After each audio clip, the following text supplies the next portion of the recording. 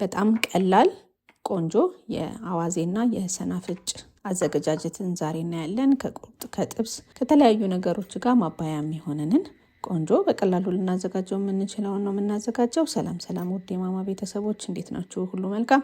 ዛሬ ደግሞ የአዋዜና የሰናፍጭ አዘገጃጀትን ቀለል ባለ መንገድ እናያለን። ወደ አሰራሩ ስንገባ በመጀመሪያ የምናደርገው የተፈጨ ነጭ ሽንኩርትና ዝንጅብል 1 ማንኪያ ከግማሽ በውሃ በጥብጠን ለትንሽ ደቂቃ በጥብጠን እናቆየዋለን። የምትበጠብጡት ለብ ባለ ውሃ ነው። እሱን በጥብጠን እናዘጋጃለን። ሰብስክራይብ ያደረጋችሁ ቤተሰብ ሁኑ። ቪዲዮን ከወደዳችሁት ላይክ አድርጉ። ጠቅማል ብላችሁ ካሰባችሁ ደግሞ ሼር አድርጉት። የተለያዩ ቆንጆ ለበዓልም የሚያግዟችሁን ለአዘቦት ቀንም የሚሆናችሁን የተለያዩ ቅመማ ቅመሞችና ምግብ አዘገጃጀቶችን እናያለን።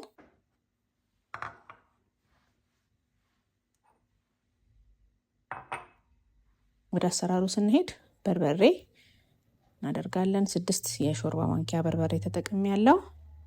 1 የሻይ ማንኪያ ጨው፣ ግማሽ የሾርባ ማንኪያ ኮረሪማ፣ ትንሽ ደግሞ ቁንዶ በርበሬ እናደርጋለን። ከዛ በደንብ እንቀላቅለዋለን። በጣም ቆንጆ በጣም አሪፍ። ለሰሞኑም ደግሞ የበዓል ወቅት ስለሆነ በደንብ የምንጠቀመው ነው። ቀላል ነው። እንደዚህ በደንብ ከቀላቀልነው በኋላ ለብ ባለ ውሃ በጥብጠን ያዘጋጀነውን የነጭ ሽንኩርትና ዝንጅብል የተፈጨ እሱን በማጥለያ እንደዚህ አጥልለን ውሃውን እንጠቀማለን። ነጭ ሽንኩርቱና ዝንጅብል ውስጥ ያለውን ውሃ ለማውጣት ጫን እያደረግን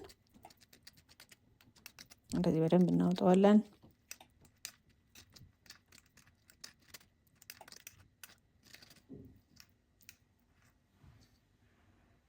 በመቀጠል ሎሚ ግማሽ ሎሚ ጁሱን እንደዚህ ውሃውን ጨምቀን እናደርግበታለን።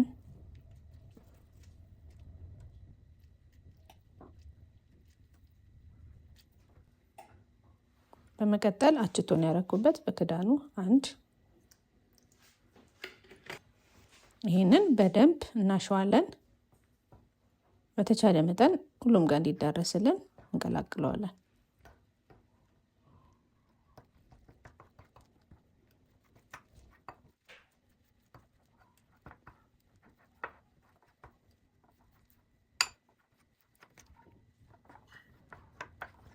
በመቀጠል በሞቀ ውሃ እያቀጠን ነው እንሄዳለን። በውሃ ፋንታ በወይን መስራት ትችላላችሁ። ከዚህ በፊት ደግሞ ለየት ያለ የአዋዜ አሰራርም ማሳየቻችሁ ነበረ በብስኪ የሚዘጋጅ። ነገር ግን ለሁል ጊዜ እንደዚህ የምንጠቀመው አልኮል ደግሞ መጨመር የማትፈልጉ ከሆነ ለብ ባለ ውሃ ጠብ እያደረግን እናሸዋለን። እንዳይቀጥንባችሁ በአንዴ አታድርጉት። እያያችሁ ያቀጠኑ መሄድ ነው። ከዛ በምትፈልጉት አይነት ቅጥነት ላይ ታደርሱታላችሁ። ይሄውኔ እንደዚህ በዚህ ቅጥነት ስለፈለኩኝ እዚህ ጋር አድርሻለሁ። እናንተ ከዚህም ቀጠን ያለም ወፈር ያለም ከፈለጋችሁ እንደናንተ ፍላጎት ታደርጉታላችሁ። በመቀጠል ዘይትን ያደረኩት 1 የሾርባ ማንኪያ የሚሆን ዘይት አድርጌያለሁ። እሱን አድርጌ በደንብ ቀላቅለዋለሁ። ቅድም ስታዋሃዱ ማድረግ ትችላላችሁ። ካልሆነም ደግሞ በደንብ እንደዚህ አቅጠናችሁ ካዘጋጃችሁ በኋላ ዘይቱን ማድረግ እንችላለን። እንደምታዩት በደንብ ተቀላቅሎ ግብት ብሏል። ስለዚህ በጣም ቀላሉ ቆንጆ በጣም የሚጣፍጥ አዋዜያችንን በዚህ መልኩ አዘጋጅተናል። ለተለያዩ ነገሮች የምንጠቀምበት ከጥሬ ስጋ ከጥብስ ጋር አንድ ላይ ልንጠቀምበት የምንችለው የተለያዩ ምግቦችንም ማዘጋጀት የሚረዳንን አዋዜ እንደዚህ ቆንጆ አድርገን አዘጋጅተናል። እንዳልኳችሁ ማቅጠንም ማወፈርም እንደ ፍላጎታችሁ ትችላላችሁ። ቀላል ነው።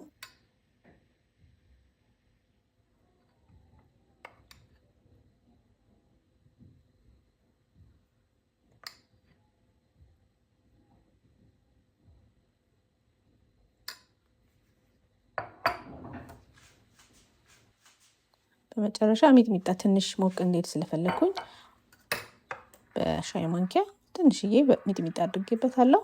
አለማድረግም ትችላላችሁ። ነገር ግን ያጣፍጠዋል ትንሽ ብታደርጉበትም። እሱን አድርጌ ቀላቅየዋለሁ። አዋዜያችን እንደዚህ ቆንጆ ሆኖ ደርሷል ማለት ነው።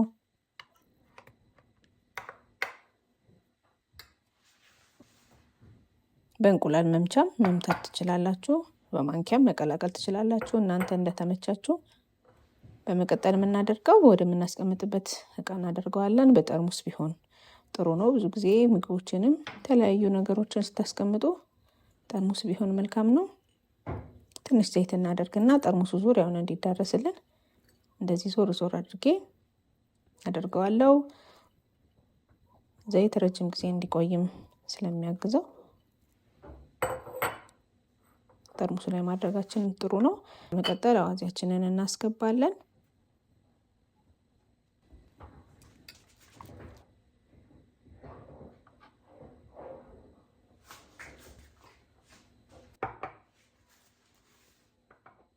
እንደዚህ ቆንጆ አድርገን አዘጋጅተነዋል ማለት ነው። ከላይ የተወሰነ ትንሽ ዘይት እናደርግበታለን።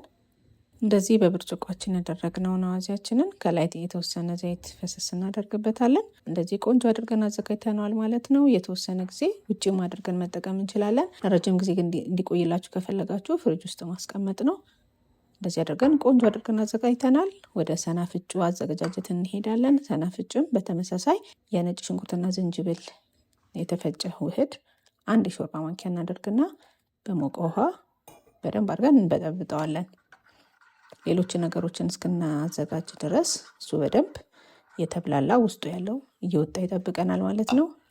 በመጀመሪያ እሱን አድርገን መስራታችንን እንጀምራለን። በመቀጠል የሰናፍጭ ዱቄት ነው ያደረኩትኝ።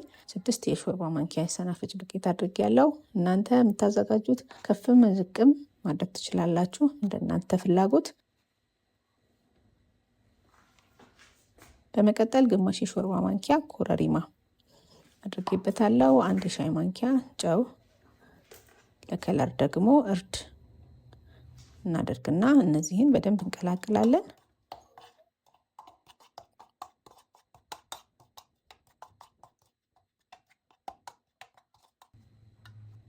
በመቀጠል በጥብጠን ያዘጋጀነውን የዝንጅብልና የነጭ ሽንኩርት ውህድ እንደዚህ በማጥለያ አጥልለን ውሃውን እንጠቀማለን። ውስጡ ያለውን ውሃ ደግሞ እንደዚህ በማንኪያ ጫን ጫን እያደረግን እናወጣዋለን።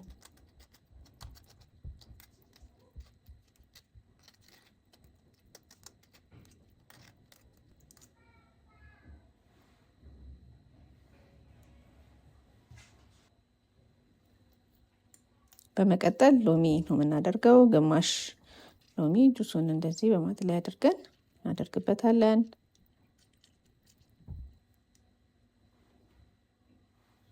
ከዛ ዘይትን ያደረኩት 1 የሾርባ ማንኪያ ዘይት።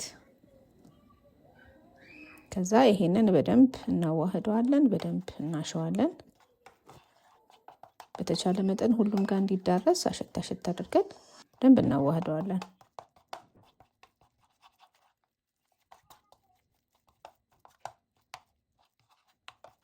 በመቀጠል ለብ ያለ ውሃ የሞቀ ውሃ እያደረግን ቀስ ቀስ እያደረግን እናቀጥነዋለን። ሰናፍጭ ብዙ ጊዜ እየወፈረ ስለሚሄድ የምታዘጋጁት ቀጠን ያለ ቢሆን መልካም ነው። ነገር ግን በጣምም ደግሞ እንዳይቀጠን ትንሽ ትንሽ እያደረግን እየጨመርን በደንብ እንደዚህ እያሸን ነው ቅጥነቱን የምናየው። በጣም ቀላል ነው። ግብአቶቹን አዘጋጅቶ እነሱን ብቻ መቀላቀል ነው። ጊዜም አይወስድም። በዛ ላይ አንዴ ደግሞ ካዘጋጃችሁት ረዘም ላለ ጊዜ ትጠቀሙበታላችሁ። አሪፍ ነው። ስለዚህ እንደዚህ ቆንጆ አድርገን እንደዚህ ቀጠን አድርገን አዘጋጅተነዋል ማለት ነው። እያሸን ውሃ ቀስ ቀስ እያደረጋችሁ እየጨመራችሁ እንደዚህ ቆንጆ አድርጎ ቀጠን አድርጎ ማዘጋጀት ነው።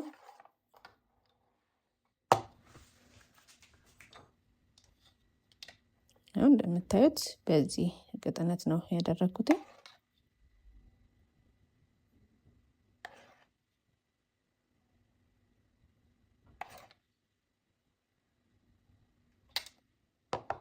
ስለዚህ በመቀጠል ወደ ማስቀመጫችን እናደርጋለን። በደንብ አጥበን ያዘጋጀነውን ጠርሙስ ላይ ነው የምናደርገው። ስናስቀምጥ ጠርሙስ ላይ ብናደርግ ጥሩ ነው። እሱ ላይ መገልበጥ ነው። እንደዚህ ቆንጆ አድርገን ገልብጠነዋል ማለት ነው። ሰናፍጫችንን በዚህ መልኩ አዘጋጅተናል። ለተወሰነ ጊዜ በደንብ እንዲብላላ ኃይሉ ከፍ እንዲል ውጭ ብታደርጉትም ትችላላችሁ። ረጅም ጊዜ ለመጠቀም ግን ፍሪጅ ውስጥ ከታችሁ መጠቀም ትችላላችሁ።